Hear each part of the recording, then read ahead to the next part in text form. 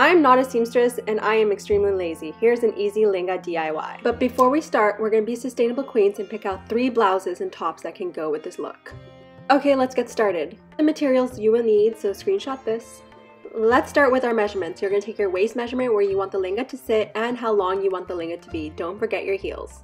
You're going to fold your fabric in half and lay it on the ground. Your table probably won't be big enough for this fabric. Okay, now for some simple math. To get in and out of the lehenga, you're going to need 2 inches on the side, and I put 2 inches on the hem just for extra room, but you're going to take whatever your waist measurement is and divide it in half. So if my waist was 38, divided in half would be 19, and that's where I draw this curve. Now you're going to do the length measurement, which was that yellow line on the figure, and you're just going to take that all the way around till the end. For the waistband, we're going to create a loop, so give yourself an inch to 1.5 inches of seam allowance. The loop will be where the string goes through to hold the lehenga up. If you're using a slippery fabric, you can put some weight on it or put some pins in before you start cutting.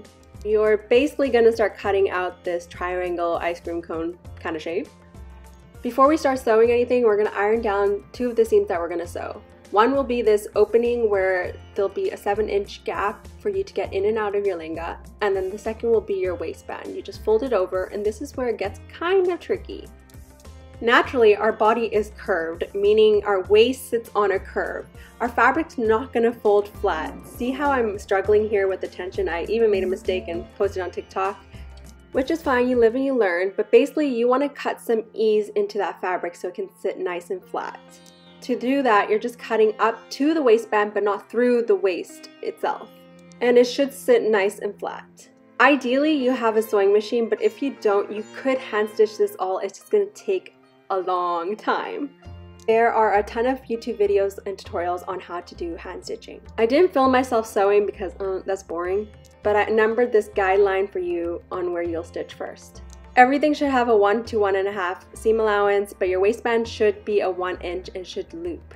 Let's talk about the hem. So this is called a seam tape. It's basically like glue. You just iron it on and it'll hold the seam together.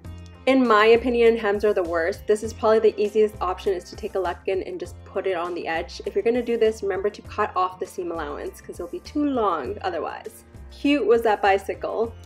This is a double wide bias tape which you put on the outside edge first, sew it, and then turn and flip, iron it, and then sew it again. Probably the longest method, but I personally find this the cleanest if you want to keep things simple in one color.